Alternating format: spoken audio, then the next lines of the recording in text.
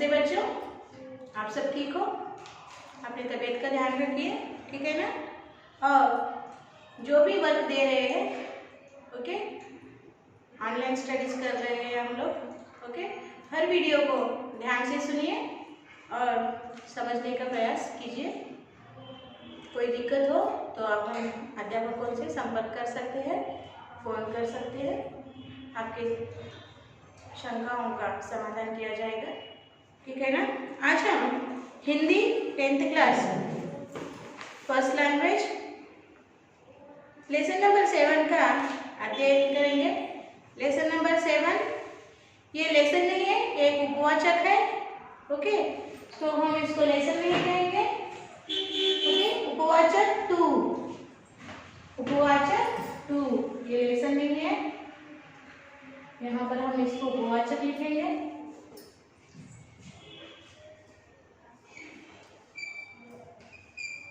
उपवाचक to, first उपवाचक हो गया, ये सेकंड उपवाचक है।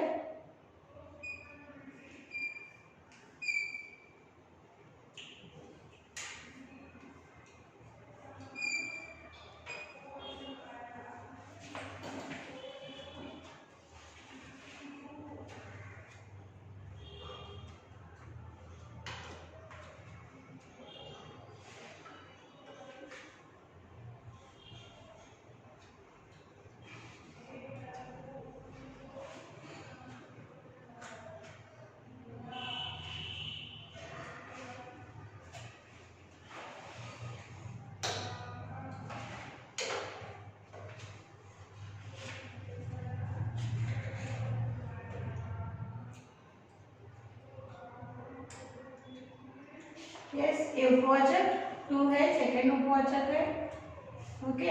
और इसके फर्स्ट पार्ट का हम इस सेशन में अध्ययन करेंगे। तो आप बच्चों, आपका text book page number Hindi first language 10th class Hindi first language text book page number 43 खोलिए, 43, ओके।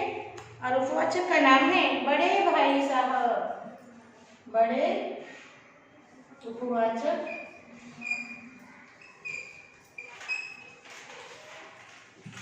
उपवाचक है ये, और नाम है बड़े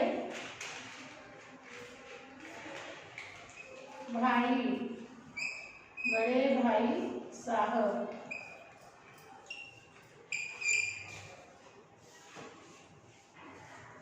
ये मुंशी प्रेमचंद जी का लिखा हुआ उपवाचक है। प्रेमचंद जी हिंदी साहित्य जगत के सर्वश्रेष्ठ लेखक माने जाते हैं, जिन्होंने कई कहानियां उपन्यास लिखे हैं, ओके। आगे चलकर उनके जीवन परिचय में उसकी हम चर्चा करेंगे, ठीक है ना। तो ध्यान से सुनिए, टेक्स्ट बुक पेज नंबर 43 खोलिए, ध्यान से सुनिए।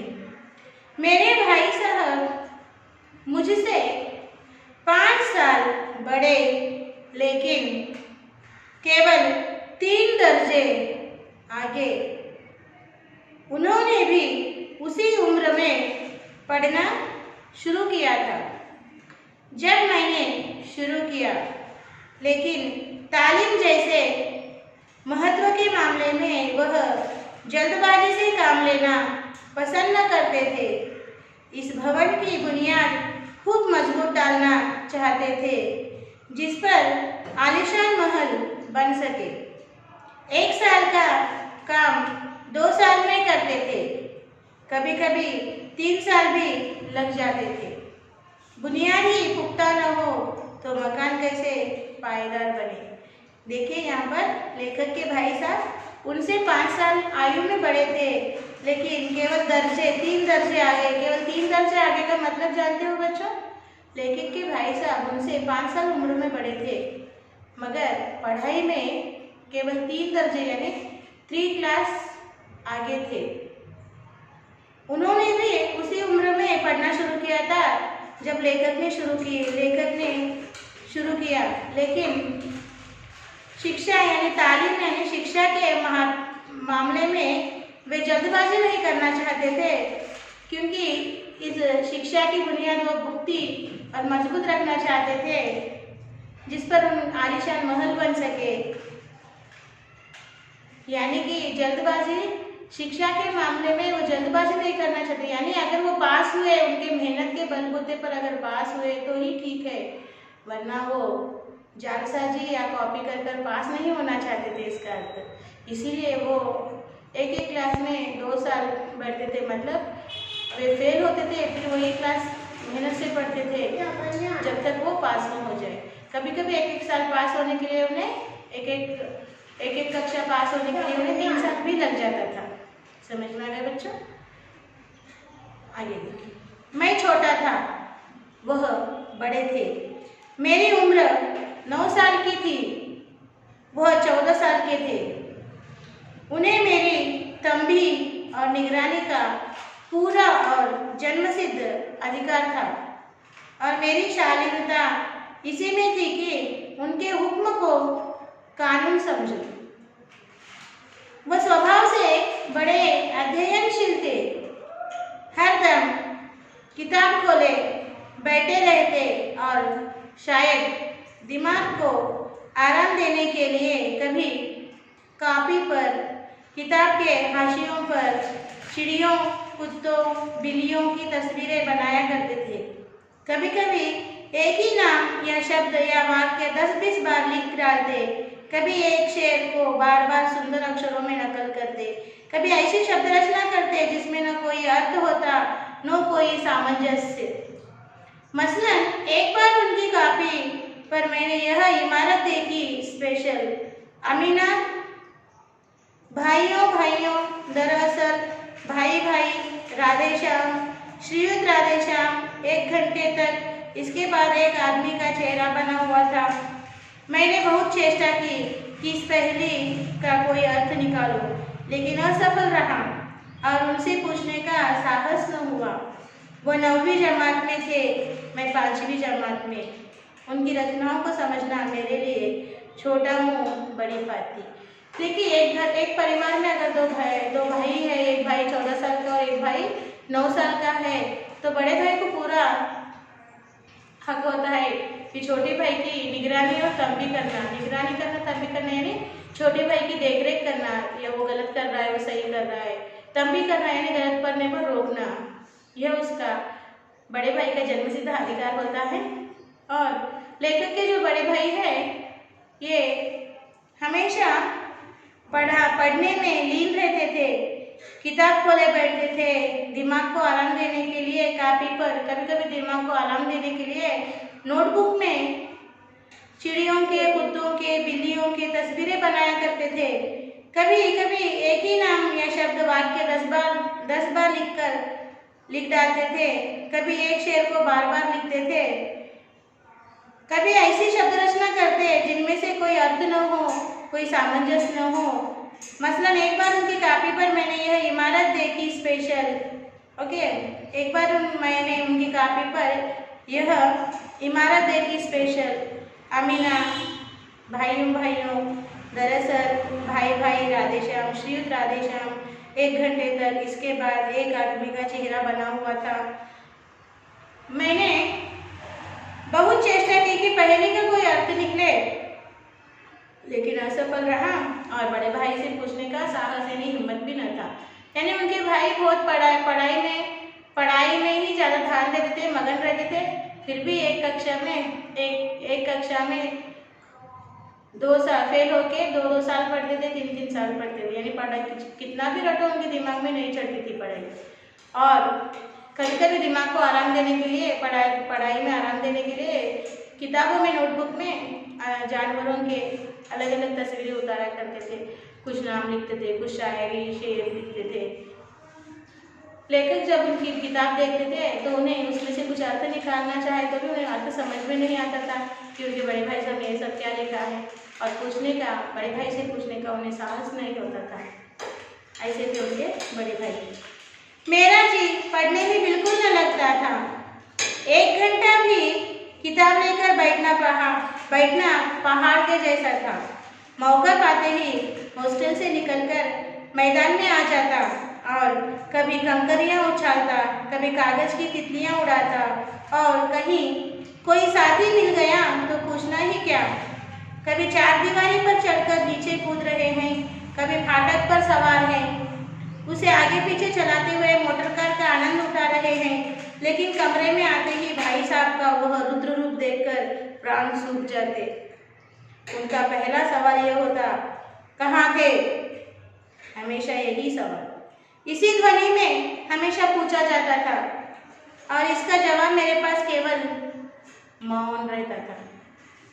न जाने मेरे मुंह से यह बात क्यों न निकलती कि जरा बाहर खेल रहा था। मेरा मन कह देता था कि मुझे अपना अपराध स्वीकार है। भाई साहब के लिए उसके सिवा और कोई इलाज न था। स्नेह और रोष से मिले हुए शब्दों में मेरा सत्कार करे।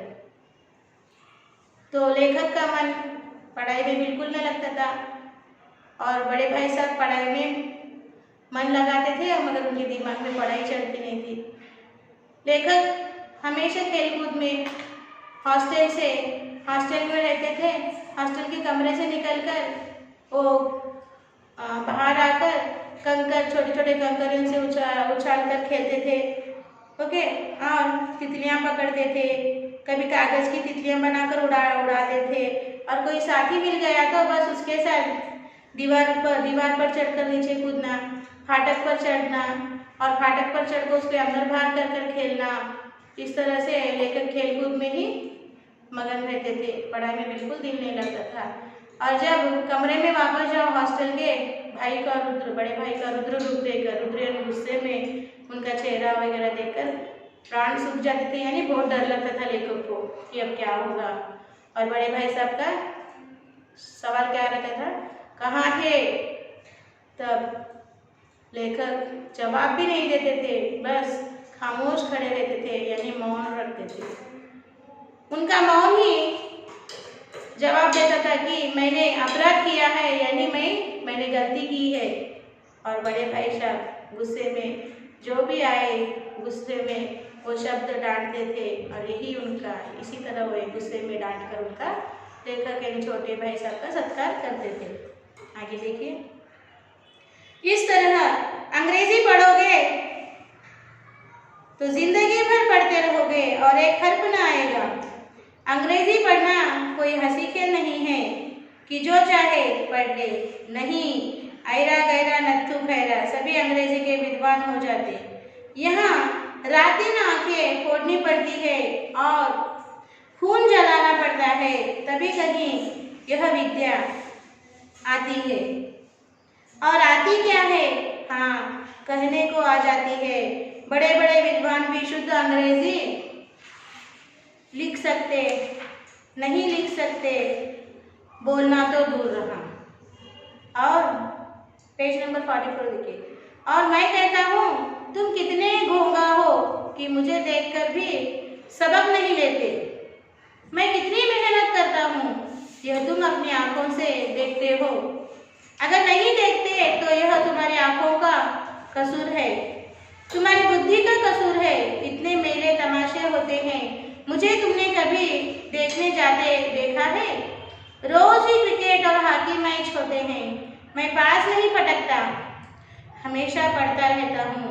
उस पर भी एक एक दर्जे में 2-2, 3-3 साल पढ़ा रहता हूँ। फिर भी तुम कैसे आशा करते हो कि तुम यूँ खेल कूद में वक्त गंवाकर पास हो जाओगे? मुझे तो 2 ही 3 साल लगते हैं, मुझे 2 या 3 साल लगते हैं। तुम उम्र भर भी इसी दर्जे में पढ़े सड़ते रहोगे। अगर तुम्हें इस तरह उम्र गंवानी है तो बेहतर है घर चले जाओ और मजे से गुल्ली डंडा खेलो। दादा की गाढ़ी कमाई के रुपए क्यों बर्बाद करते हो? देखो, लेखक के बड़े भाई साहब अपने छोटे भाई को डांटते हैं। अंग्रेजी पढ़ना मामूली बात नहीं है। अगर तुम अंग्रेजी इस तरह से पढ़ना चाहते हो खेल कूद कर, तो तुम कभी नहीं पढ़ सकोगे। अंग्रेजी पढ़ना बहुत मुश्किल है। देखो, मैं दिन रात पढ़ाई करता हूँ, दिन रात अपना मन पढ़ाई में लगाता हूँ, फिर भी एक एक कक्षा में 2 साल 3 साल पढ़ता हूँ। और तुम इस तरह से खेल कूद कर अंग्रेजी लिखना पढ़ना चाहते हो तो तुम्हारे लिए असंभव है। सारी उम्र पढ़ना पड़ेगा और सारी उम्र बर्बाद करना पड़ेगा। बड़े बड़े विद्वान भी अंग्रेजी पढ़ते हैं, मगर अंग्रेजी पढ़कर बड़े बड़े विद्वान भी अंग्रेजी शुद्ध नहीं लिख सकते, बोलना तो दूर। ऐसी कठिन भाषा को तुम इस तरह हंसते खेलते खेल कूद में पढ़ना चाहोगे तो तुम्हारी उम्र भर भी तुम नहीं पढ़ सकोगे। क्यों? अगर तुम्हें ऐसा करना है तो घर वापस चले जाओ। क्यों दादा की गाड़ी कमाई यानी क्यों दादा की यानी उनके पिताजी की कमाई क्यों बर्बाद कर रहे हो? वैसे बड़े भाई सब छोटे भाई को डांट रहे हो। आगे देखिए। मैं यह लताड़ सुनकर आंसू बहाने लगता। मैं यह लताड़ सुनकर आंसू बहाने लगता। जवाब ही क्या था? अपराध तो मैंने किया। लगातार लताड़ कौन से है? भाई साहब उपदेश की कला में निपुण थे। ऐसी ऐसी लगती बातें कहते, ऐसी ऐसी सुक्ति बांध चलाते कि मेरे जिगर के टुकड़े टुकड़े हो जाते और हिम्मत टूट जाती। इस तरह जान तोड़कर मेहनत करने की शक्ति मैं अपने में न पाता था और उस निराशा में जरा देर के लिए मैं सोचने लगता, क्यों न घर चला जाऊं। जो काम मेरे बुद्धि के बाहर है उसमें हाथ डालकर क्यों अपनी जिंदगी खराब करूं। मुझे अपना मूर्ख रहना मंजूर था, लेकिन उतनी मेहनत से मुझे तो चक्कर आ जाता था। लेकिन घंटे 2 घंटे के बाद निराशा के बादल फट जाते और मैं इरादा करता कि आगे से खूब जी लगाकर पढ़ूंगा। चटपट एक टाइम टेबल बना डालता। बिना पहले से नक्शा बनाए कोई स्कीम तैयार किए काम कैसे शुरू करूं। टाइम टेबल में खेलकूद की मद बिल्कुल उड़ जाती। प्रातःकाल 6 बजे उठना, मुँह हाथ धो नाश्ता कर पढ़ने बैठ जाना। 6 से 8 तक अंग्रेजी, 8 से 9 तक हिसाब, 9 से 9:30 तक इतिहास, फिर भोजन और स्कूल। 3:30 बजे स्कूल से वापस होकर आधा घंटा आराम। 4 से 5 तक भूगोल, 5 से 6 तक ग्रामर, आधा घंटा हॉस्टल के सामने ही टहलना। 6:30 से 7 तक अंग्रेजी कंपोजिशन, फिर भोजन करके 8 से 9 तक अनुवाद, 9 से 10 तक हिंदी, 10 से 11 तक विविध विषय स्थित विश्राम। देखिए ऐसे ही होता है ना, बार बार अपने घरों में भी ऐसे ही होता है।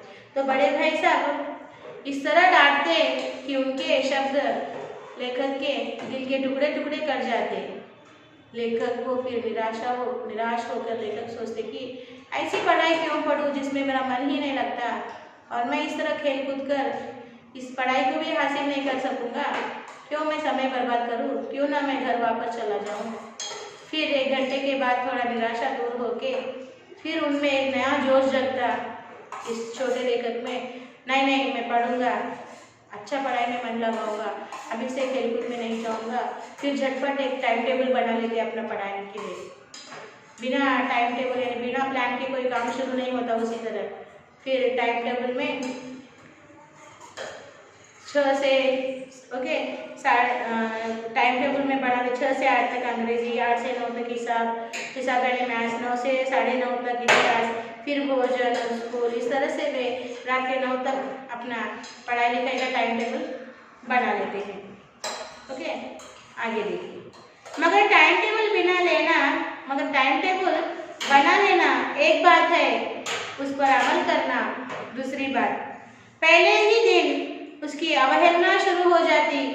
मैदान की वह सुखद हरियाली, हवा के हल्के हल्के झोंके, फुटबॉल की वह उछल कूद, कबड्डी के वह दाव भात, वॉलीबॉल की वह तेजी और फुर्ती मुझे अज्ञात और अनिवार्य रूप से खींच ले जाती, और वहां जाते ही मैं सब कुछ भूल जाता। वह जानलेवा टाइम टेबल, वह आंखों पुस्तकें किसी की याद न रहती, और भाई साहब को नसीहत और फजीहत का अवसर मिल जाता। मैं उनके साए से भागता, उनकी आंखों से दूर रहने की चेष्टा करता। कमरे में इस तरह दबे पांव आता कि उन्हें खबर न हो। उनकी नज़र मेरी ओर उठी और मेरे प्राण निकले। हमेशा सिर पर एक नंगी तलवार सी लटकती मालूम होती। फिर भी जैसे मौत और विपत्ति के बीच भी आदमी मोह और माया के बंधन में जकड़ा रहता है। मैं फटकार और घुड़कियां खाकर भी खेलकूद का तिरस्कार न कर सकता था। देखिए, अब जब भाई डांटते तो झटपट टाइम टेबल बना लिया कि नहीं मैं कल से नहीं करूँगा ऐसे, पढ़ाई में मन लगूंगा। पढ़ाई का टाइम टेबल बना लिया छोटे भाई साहब ने। मगर पढ़ाई का टाइम टेबल बनाना एक बात है और उसको फॉलो करना यानी अमल करना दूसरी बात। टाइम टेबल बनाने के दूसरे दिन से ही उसकी अवहेलना शुरू होती है। इसका अर्थ क्या है? टाइम टेबल बना लिया मैं दूसरे दिन से ही उसको नेग्लिजेंसी यानी उसके ऊपर फॉलो करना छोड़ दिया, अवहेलना करना फॉलो करना छोड़ दिया उसको। वो खेलकूद के ग्राउंड में जो कबड्डी, खो खो, फुटबॉल खेलते हैं, हल्के हल्के हवा चलती है, ये सब उस छोटे भाई को आकर्षित करते और अपने मन को न रोक कर उनके पैर मैदान की ओर के मैदान की ओर बढ़ जाते हैं। वे फिर खेलकूद में मग्न होते हैं और जो टाइम टेबल बनाया उससे भूल जाते हैं। वो खतरनाक टाइम टेबल, जानलेवा किताबें सबको भूलकर खेलकूद में मग्न हो जाते हैं और फिर बड़े भाई के गुस्से को भी भूल जाते हैं। और जब खेल समाप्त होता है और कमरे में लौटने का वक्त होता है तब चोरी छुपे दबे पाँव कमरे में आ जाते हैं, अपने भाई की नज़र बचाकर फिरते हैं क्योंकि भाई देखते ही मुझे डांटेगा। जब भाई सो जाते हैं या किसी काम में होते दबे पाँव कमरे में आकर अपना काम करने लगते हैं। मगर फिर भी भाई साहब उन्हें पकड़कर फिर वही तिरस्कार, फिर वही डांटना शुरू हो जाता है। इस तरह से भाई की डांट खाकर वे पढ़ाई में तो मन नहीं लगाते मगर खेलकूद में जाना न छोड़ते हैं, खेलकूद का तिरस्कार न करते हैं। आगे देखिए, सालाना इम्तिहान हुआ, भाई साहब फेल हो गए, मैं पास हो गया और दर्जे में प्रथम आया। मेरे और उनके बीच में केवल 2 साल का अंतर रह गया। जी में आया भाई साहब को आड़े हाथों लूं, आपकी वो घोर तपस्या कहाँ गई? मुझे देखिए, मजे से खेलता भी रहा और दर्जे में अव्वल भी हूँ, लेकिन वह इतने दुखी और उदास थे कि मुझे उनसे दिली हमदर्दी हुई और उनके घाव पर नमक छिड़कने का विचार ही लज्जास्पद जान पड़ा।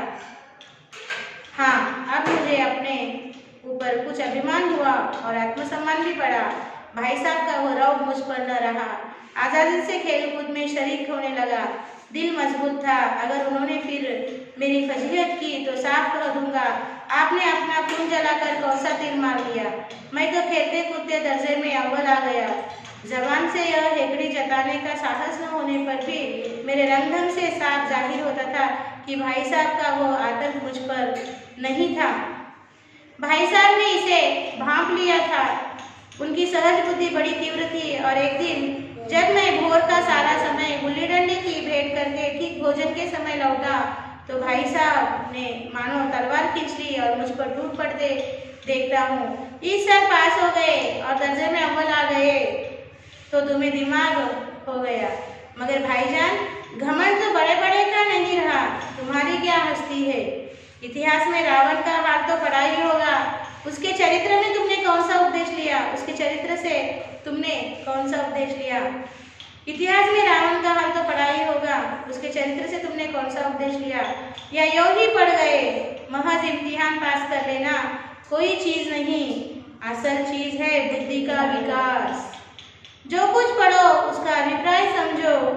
रावण भूमंडल का स्वामी था, ऐसे राजाओं को चक्रवर्ती कहते हैं।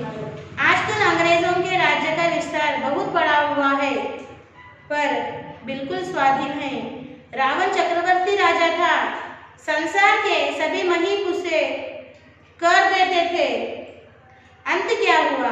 घमंड ने उसका नाम निशान तक मिटा दिया, कोई उसे एक चुल्लू पानी देने वाला भी न बचा। आदमी और जो कुकर्म चाहे करे पर अभिमान न करे, इतराए नहीं, अभिमान किया और दिन दुनिया दोनों से गया। देखो क्या हुआ, सालाना इम्तिहान मीन्स वार्षिक अंतिम फाइनल एग्जाम्स हो गए और बड़े भाई साहब उसी कक्षा में रह गए, फेल हो गए, और ये छोटे भाई साहब जो खेल कूद में लगे रहते थे पढ़ाई के अलावा, ये पास हो गए और क्लास में फर्स्ट आ गए। तब इन्हें लगा कि जाकर बड़े भाई साहब को 2-4 बातें सुनाऊं कि देखो हमेशा पढ़ाई में लगे रहते हो, क्या हासिल किया, देखो मैं खेल कूद में मन लगा कर भी फिर भी मैं पढ़ाई में अव्वल आया, क्लास में फर्स्ट आया। ऐसे 4-5 बातें सुनाऊं, ऐसा छोटे भाई साहब का मन हुआ। मगर बड़े भाई साहब का वो दर्द देखकर फिर इन्होंने अपने आप को रोका, उनसे इनको हमदर्दी यानी प्यार हो गया। जान लो ये मेरे भाई साहब फेल हो गए तो मैं उनको क्यों सुनाऊं। मगर इनके बिहेवियर से, छोटे भाई के बिहेवियर से ऐसे लगता था कि ये बहुत अभिमान हुआ है। तो एक दिन जब सुबह में घर से निकले और दोपहर के लंच तक वापस ना आए, छोटे भाई साहब खेल कूद में मगन रहे, गिल्ली डंडा खेलकर जब दोपहर के भोजन के समय वापस आए तब बड़े भाई साहब ने उन्हें उनका क्लास लिया, बहुत सुनाई उन्हें, कहा कि इस साल पास हो गए तो क्या हुआ, पास होना ही सिर्फ काफ़ी नहीं है, पढ़ाई यानी बुद्धि का विकास भी होना चाहिए, और जो पढ़े उसका अभिप्राय भी पता होना चाहिए, अर्थ भी पता होना चाहिए, तभी उसको पढ़ाई कहते हैं।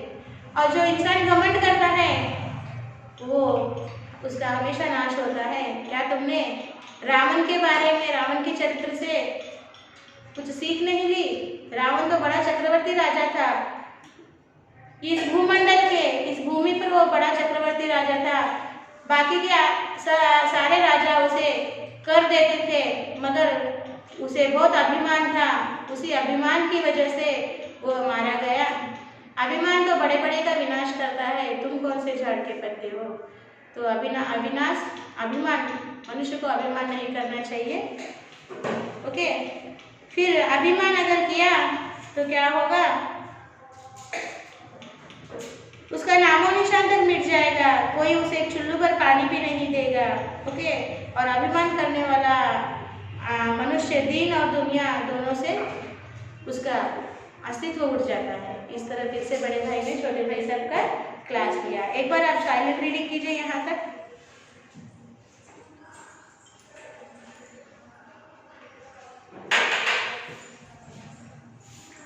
तो बच्चों आज हम क्या करेंगे, यहीं पर रुकेंगे और आपको आपका साक्षी इस तरह लिखना है। साक्षी लिखिए,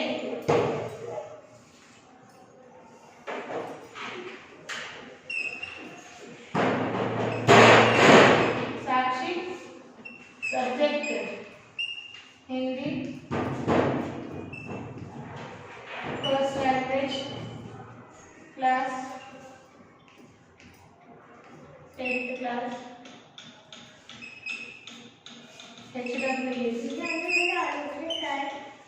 learn and write meanings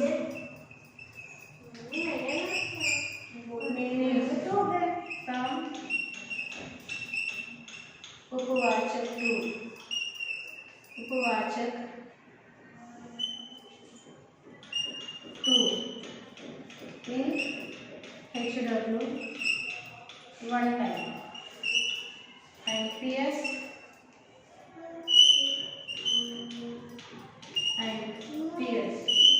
okay ना। सो आपको क्या लिखना है, इस उपवाचक के, बड़े भाई साहब इस उपवाचक के मीनिंग्स आपके स्टडी मटेरियल में दिए हुए हैं, उन मीनिंग्स को आपको क्लास वर्क में, होमवर्क में 1 टाइम लिखना है और लिखकर स्कूल के मेल ID को भिजवाना है। बच्चों कोई पेंडिंग वर्क्स मत रखिए और होमवर्क सुंदर हस्ताक्षर में लिखकर भिजवा दीजिए। आज हम यहीं पर रुकेंगे। इस पाठ के शेष भाग का अध्ययन हम, इस उपवाचक के शेष भाग का अध्ययन हम अगले सेशन में करेंगे। तब तक धन्यवाद, बाय बाय।